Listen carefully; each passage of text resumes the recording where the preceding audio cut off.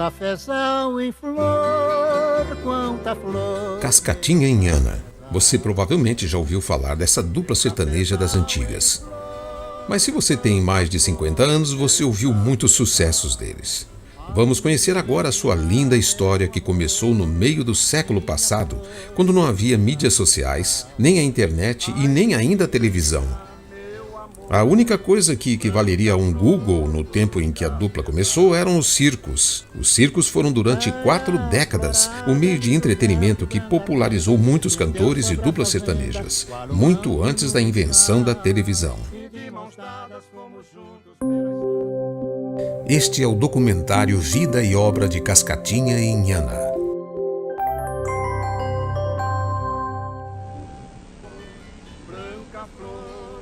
Eu sou nascido em Araraquara, Morada do Sol. E a Nhana? Eu sou de Araras, estado de São Paulo. Começamos a cantar logo após o casamento. Eu, em 1937, mais ou menos, viajava com o circo. Era músico do circo Nova York. Era baterista do circo. E geralmente naquela época os artistas, os músicos, tinham que tocar, além de tocar, cantar. Então eu era baterista e cantor do conjunto. Cascatinha, o Francisco dos Santos, nasceu de uma família humilde em 1919 na fazenda Cafelândia, a 30 quilômetros de Araraquara. Ele foi o segundo filho do casal José dos Santos e Márcia Marim, que era do lar. Quando Cascatinha fez 5 anos, uma tragédia abateu-se sobre sua casa. Seu pai acidentalmente pisou num espinho e o ferimento virou uma grave infecção que os antibióticos disponíveis naquela época não conseguiram curar. Ele veio a falecer pouco tempo depois. Cascatinha, seus 4 irmãos e a mãe foram separados, pois a viúva, Dona Márcia Marim, não tinha condições de sustentá-los. Cada um foi adotado por uma família, geralmente amigos ou fazendeiros na vizinhança. O Francisco, nosso Cascatinha, foi adotado pelo administrador da fazenda, o Sr. Paulo Frigério. 2 anos depois dessa separação, a filha do administrador e seu marido decidiram adotá-lo e seguiram para Marília. E depois, seu padrasto trabalhou num empreendimento que fornecia dormentes para a Companhia Paulista de Estradas de Ferro, que em 1930 tinha mais quilômetros de trilhos do que São Paulo tinha de estradas pavimentadas. Terminada a necessidade dos dormentes para a ferrovia, ele então mudou-se para Garça. Aos 12 anos, o Francisco inicia seu aprendizado musical com Sebastião Zuccoli, um estudioso de música que dirigiu a Corporação Musical Santa Cecília de Garça, São Paulo. Ele destacou-se por ter um ouvido sensível à música, sendo que, com isso, ele preferia deixar de lado as partituras para improvisações a seu próprio modo. Nessa época, um apelido começava a acompanhar Francisco, e que mais tarde viria a imortalizá-lo como artista, Cascatinha. Tal apelido veio por causa da proximidade do grupo escolar que ele frequentava com uma fazenda chamada Cascata. Nesta fazenda, ele e seus amigos aproveitavam a hora do recreio e pulavam a cerca de lascas de madeira, correndo até uma pequena queda d'água a 500 metros da escola. Frequentemente, Cascatinha era o cabeça e, segundo ele, desencaminhava os colegas e dizia: "Vamos brincar na Cascatinha", e a turma o acompanhava. Em 1937, então com 18 anos de idade, Cascatinha quis tentar a sorte numa cidade maior, já que Garça não lhe oferecia um futuro como um artista. A cidade grande mais próxima era Marília, para onde ele foi, chegando com a cara e a coragem.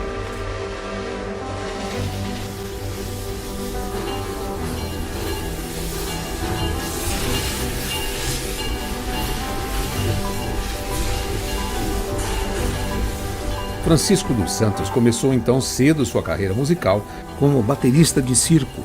Ainda no final dos anos 30, ele conheceria um circo de passagem pela cidade de Marília com música ao vivo. O circo estava precisando justamente de um baterista. Era o Circo Nova York. Era baterista do circo e geralmente naquela época os artistas, os músicos tinham que tocar, além de tocar, cantar. Então eu era baterista e cantor do conjunto. E o proprietário do circo, era o cômico da companhia, fez com que eu cantasse com seu irmão no picadeiro, Mas naquela época eu sabia só cantar aquelas músicas do Moreira da Silva, sambas de break, sabe? Mais ou menos. Vou mandar prender esta nega risoleta que me fez uma falseta e me desacatou. Samba de break, né? Aquela jogada, né? E depois, viajando, conheci um artista equilibrista, Natalício Firmino dos Santos. E então formamos a dupla. Naquela época chamava-se a dupla Chopes e Cascatinha.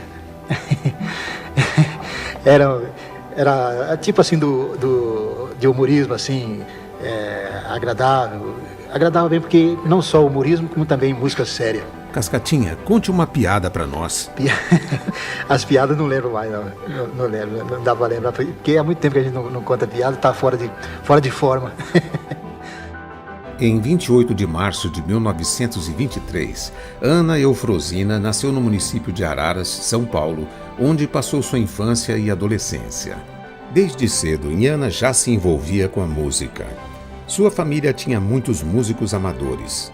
Ainda em sua adolescência, passou a fazer parte da Orquestra Jazz Band de Araras, na qual já atuavam seus irmãos mais velhos, José do Patrocínio e Luiz Gonzaga. Com o sucesso deles, Nhana recebeu o convite para apresentar-se na Rádio Clube de Rio Claro e no programa A Voz de Araras, da Rádio Zurita. Nesse período, ela própria herdou o nome desse programa, passando a ser conhecida como A Voz de Araras. Eu comecei a cantar, meus irmãos cantavam em orquestra lá na minha terra.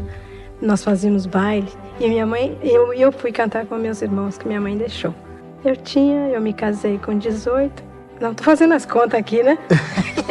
Só fazendo as contas. Com 18 anos, eu tinha uns 14, 15 anos, quando eu comecei a cantar.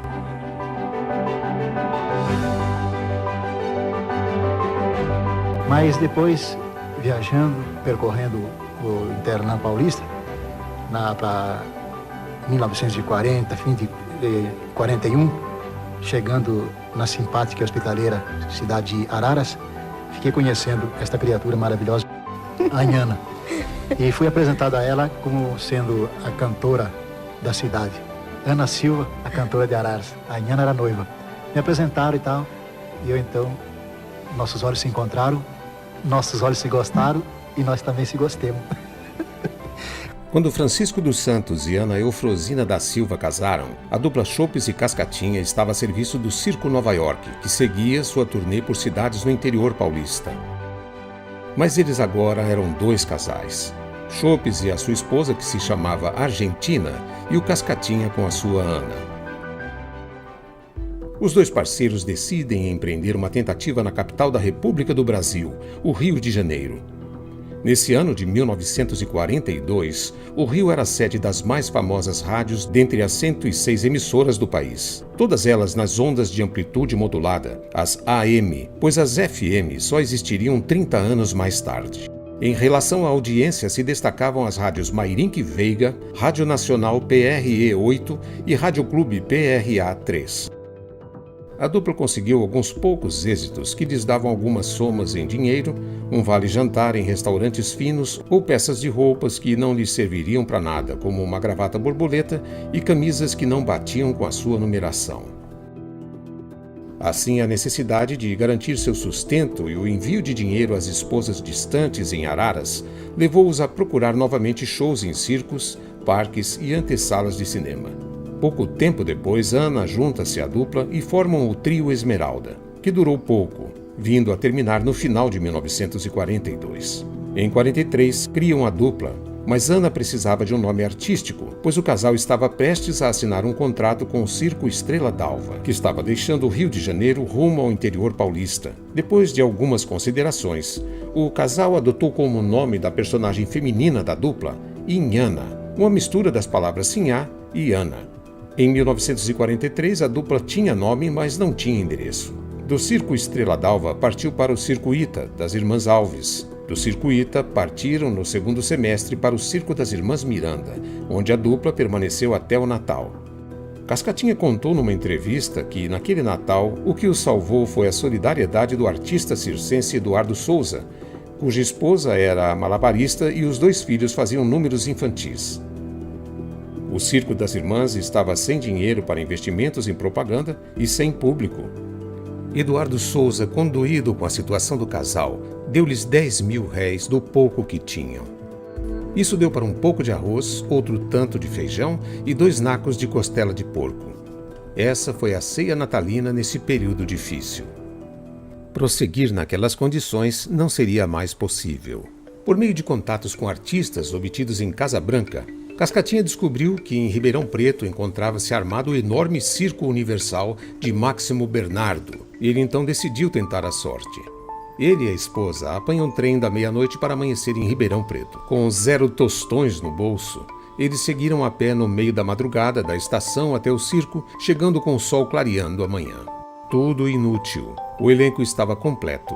Havia um certo Pires, contador de piadas, e a dupla de cantores Sertãozinho e Inhá Neide.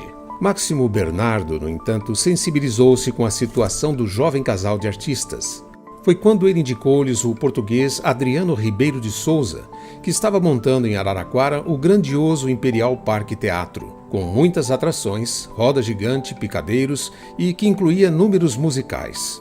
Antes de partirem, Cascatinha e Inhana telefonam para Araraquara e recebem do secretário do seu Adriano Ribeiro de Souza o aval para embarcarem no primeiro trem para Araraquara. Vocês arrumam o dinheiro das passagens que aqui nós te reembolsaremos, disse o tal secretário.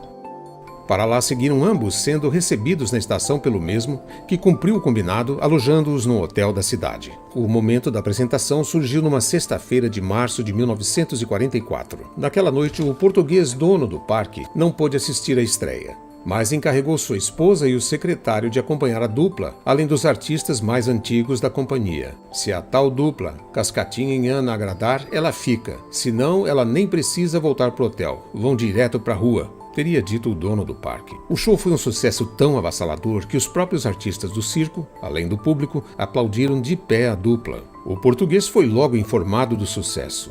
Quando retornou a Araraquara, chancelou o contrato deles com o Imperial Parque Teatro. Cascatinha e Inhana permaneceram pelos 3 anos seguintes, itinerantes por cidades do interior paulista. Os sambas de carnaval, as marchinhas e as foxes canções eram os gêneros prediletos da população brasileira dos grandes centros em 1944. Nesse ano, a Segunda Guerra Mundial devastava a Europa, alastrando-se pela África e indo até as nações no Pacífico. Cascatinha e Inhana estavam alheios às questões políticas do conflito. Mas em setembro de 1944, ficaram um pouco impressionados quando milhares do contingente da Força Expedicionária Brasileira, a FEB, embarcava nos navios de transporte de tropas a fim de combater batalhões alemães entrincheirados em Monte Cassino, Monte Castelo e na região de Pistoia, na Itália. O governo do Estado Novo de Getúlio Vargas não interessava a dupla.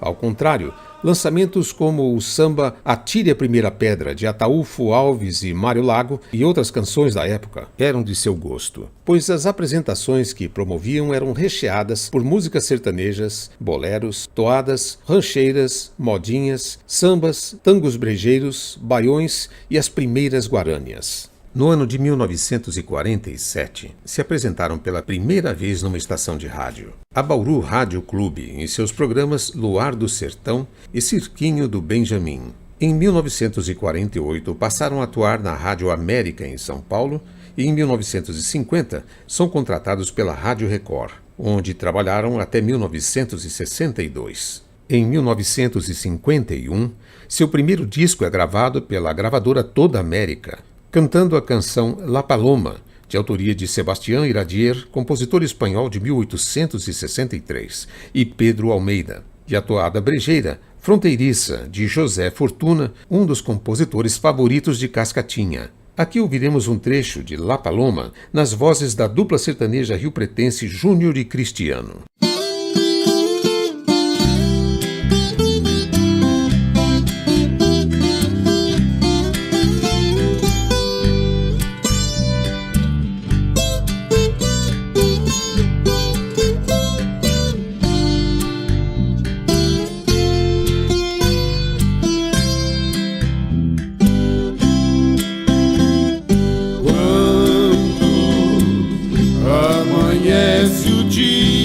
No meu rincão, parece natureza tem coração. Quando amanhece o dia no meu rincão, parece que a natureza tem coração. À tarde o tanger do sino da capelinha, bem perto canta dolente de uma rolinha. À tarde o tanger do sino da capelinha, bem perto canta dolente de uma rolinha. Quando é noite de lua, a tristeza me vem, ai, são saudades de um grande amor e muito longe vai.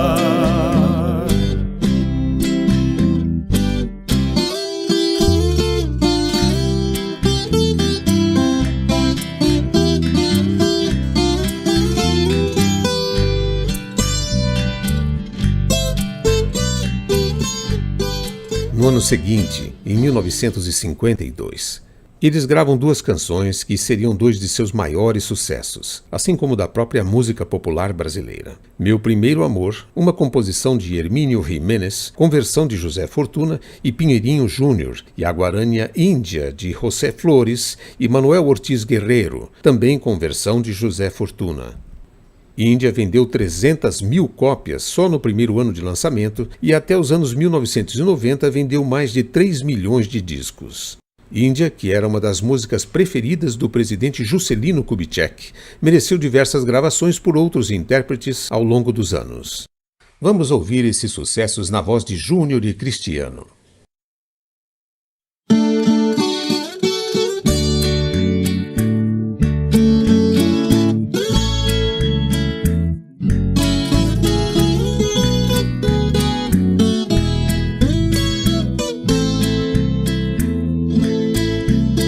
Saudade, palavra triste, quando se perde um grande amor. Na estrada longa da vida, eu vou chorando a minha dor. Igual uma borboleta, vagando triste por sobre a flor. Seu nome sempre em meus lábios, irei chamando por onde for. Você nem sequer se lembra de ouvir a voz desse sofredor. Implora por seu carinho, só um pouquinho do seu amor. Meu primeiro amor, tão cedo acabou só.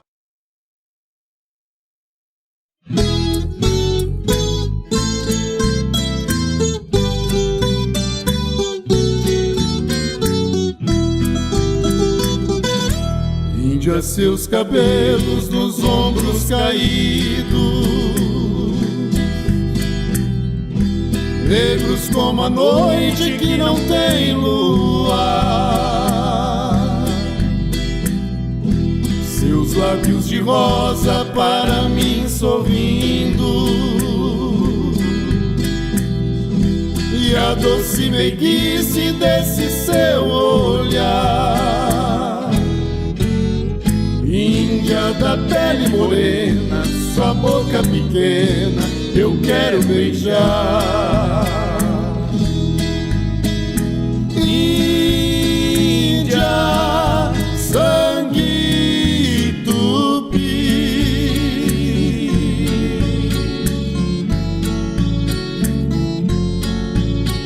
tem no cheiro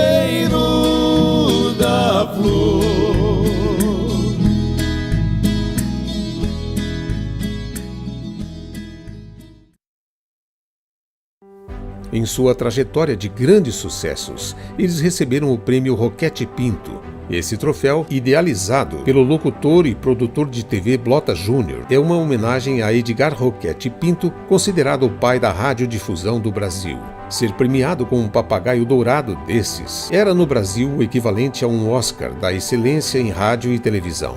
Cascatinha e Inhana conquistaram 2 vezes esse troféu, uma em 1951 e outra em 1953. Em 1954, recebem a medalha de ouro da revista Equipe e ganham o título de Os Sabiás do Sertão, devido aos recursos vocais impressionantes da dupla.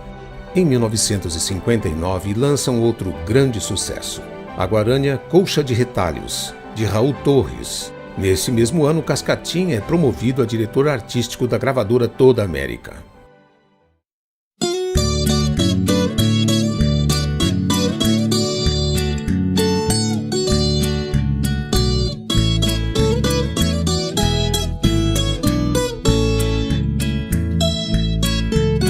Aquela colcha de retalho que tu fizeste, juntando pedaço em pedaço, foi costurada.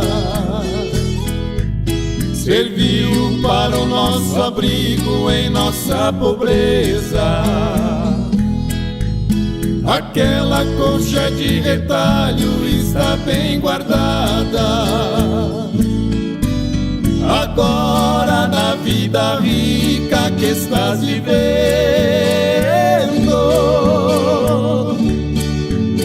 terás como agasalho colcha de cetim.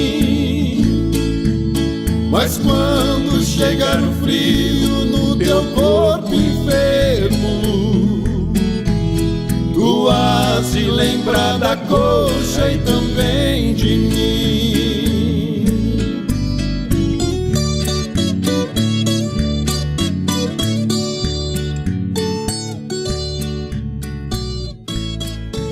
O sucesso deles parecia não ter fim. No livro Uma História Contada às Falas e Mídia, de autoria do professor Alaor Inácio dos Santos Júnior, lemos o seguinte sobre eles.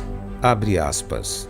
No início de 1981, a lenda de precursores da música caipira lhes asseguraria mais um troféu, entre os inúmeros que acumulavam. O de melhor dupla pelo conjunto de obras caipiras, outorgado pela Ordem dos Músicos do Brasil. Em fevereiro daquele ano sairia o último LP da dupla, Você Pra Mim É Tudo.